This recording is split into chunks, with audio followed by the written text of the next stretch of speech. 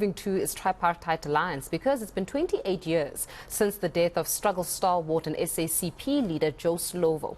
His party is remembering him at his burial site today. It says it will honor him by renewing the tripartite alliance while holding the ANC to account. Slovo was chief of staff of Umkhonto weSizwe, a member of the SACP's Central Committee and the ANC's Revolutionary Council. He also served in the ANC NEC and as housing minister in Nelson Mandela's cabinet. eNCA reporter Heidi Giokos joins us now from Avalon Cemetry in Soweto. Certainly, I can imagine, Heidi, it is a hive of activity, but it does say something, especially when it comes to the nature of the tripartite alliance ahead of this January 8th statement and also perhaps ahead of these 2024 elections. Interesting to note that the SACP is still saying we remain true to this alliance. Yes, certainly. I think there are a number of factors at play, and we're definitely getting more perspective. We are joined by Dr. Bladen Zamande, who's from the SACP. Thank you so much for your time, Doctor. We do appreciate it. Definitely a hive of activity, many coming out to commemorate Joe Slovo. But I want to start off by asking you about Joe Slovo, what you remember about him, the fight that he fought, and what he stood for. It's a very important day for us as the SACP and South Africa as a whole, and the Alliance, of course, because we've been commemorating for most of the 28 years coming to Avalon Cemetry, because we are of the view that Comrade Joe Slovo was one of the most important leaders of our movement. The country has got to continue to learn from his example. What was his example? His example was his total dedication to the liberation of the majority of our people.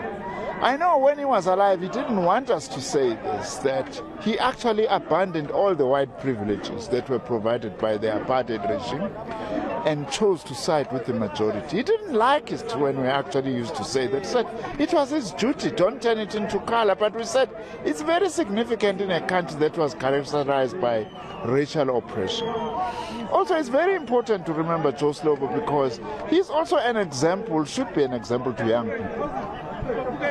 He joined the Communist Party at the tender age of 16, the Young Communist League, and served the movement dearly and completely at his young age. It's an example, by the way, of the kind of youth we need. Today there is lots of call. You know, let young people arise, let young people occupy leadership positions. Yes, let young people do so, but not any young person. Youth alone can't be the criteria. You must be politically committed. You must actually be a young person who is wanting to educate himself or herself politically and otherwise, and also a young person who must fight all these kinds of regressive tendencies we are seeing now as we are facing deepening socio-economic crisis. Opportunism, populism, we want to tell people what they want to hear, and also there's rise in political dishonesty and betrayal, people looking selfishly after their own interests and throwing solidarity out of the window.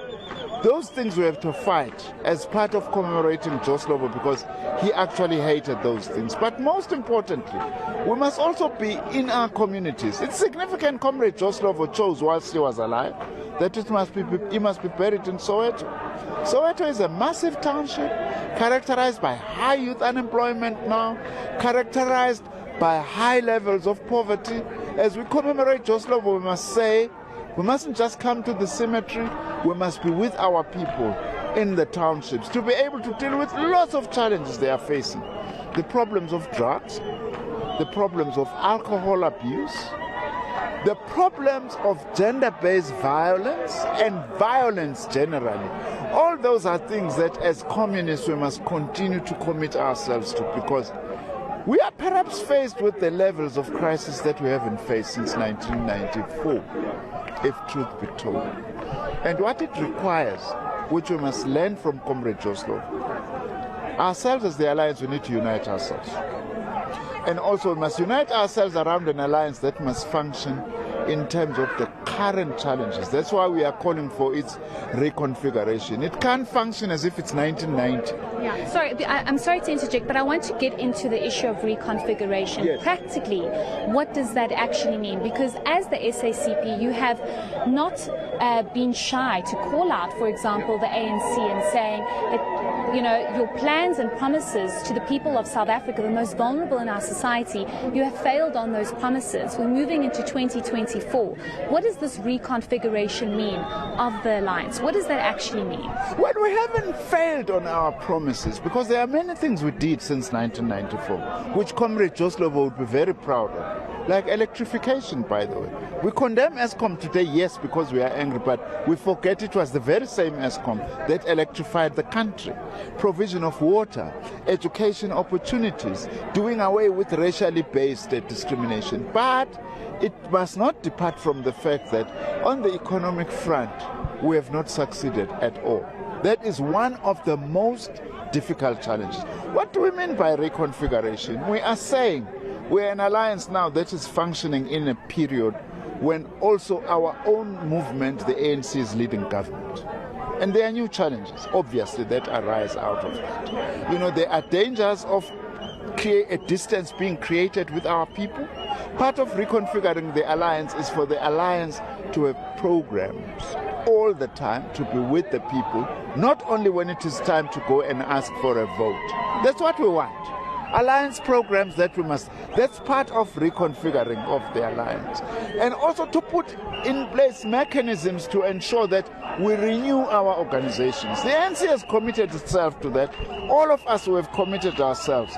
But you can't just renew without reconfiguring our alliance at the same time. We must also address this issue of opportunism where people belong to our organizations just because they want positions.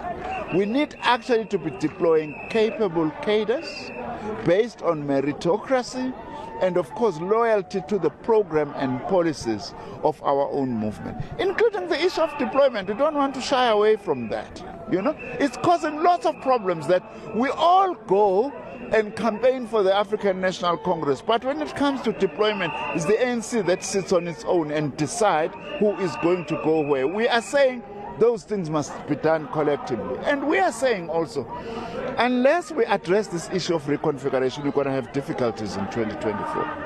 We must use this year to address this matter once and for all. We are glad it's been raised at the ANC conference, but we want to see commitment that we will have to deal with this matter. And we only have this year to confront it and come with some form of agreement.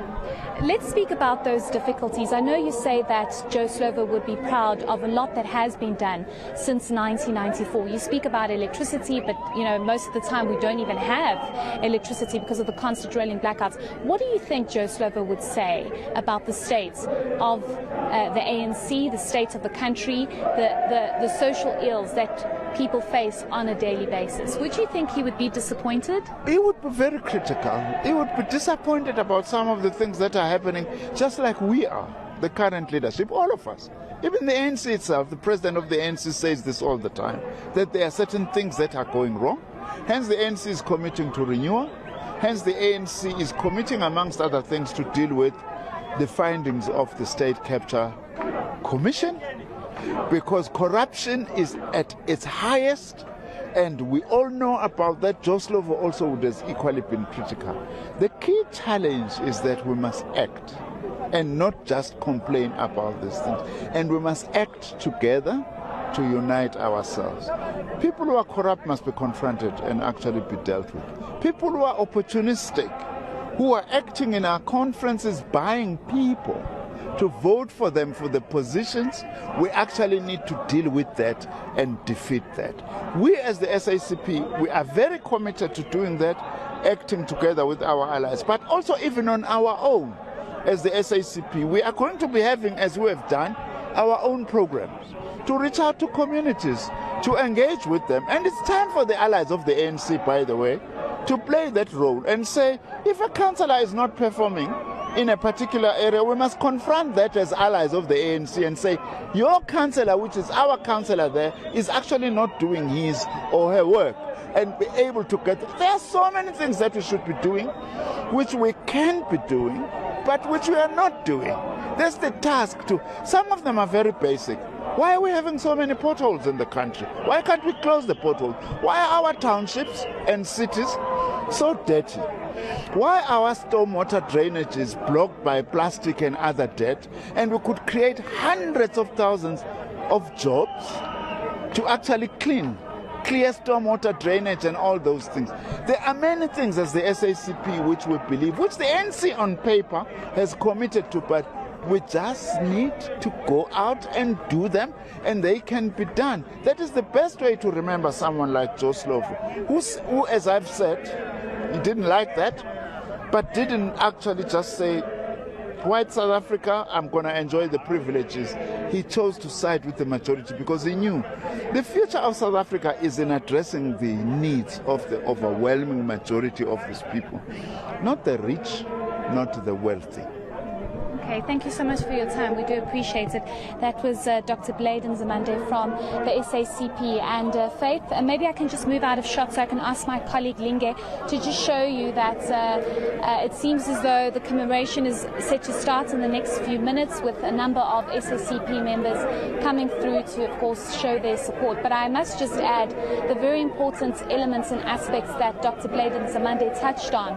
The fact that many issues, yes, might have been mentioned, and as he said, the ANC has put it on paper, but at the end of the day, it's got to do with the issue of implementing and actioning these issues, and the fact that you have the most vulnerable in our society still struggling on a daily basis. We're going to leave you with the grave of Joe Slovo, and this is something I did also want to touch on with Dr. Bladen Zamande, but we'll ask him at a later stage. It seems as though there might be some kind of vandalism to this grave. We're not entirely sure, but we'll just have to ask and get more clarity on what exactly is going on here. But the name of Joe Slovo is no longer on the grave. We're not sure why it was removed, who removed it, and surely this is something that they'll have to repair and fix, because this is not an acceptable state. It seems as though proceedings are about to start, Faith. Well, Heidi, we'll leave it there for now as those proceedings actually begin. Our reporter, Heidi Giokos, just giving us the latest on the commemoration of Joe Slovo's life. Well, we've got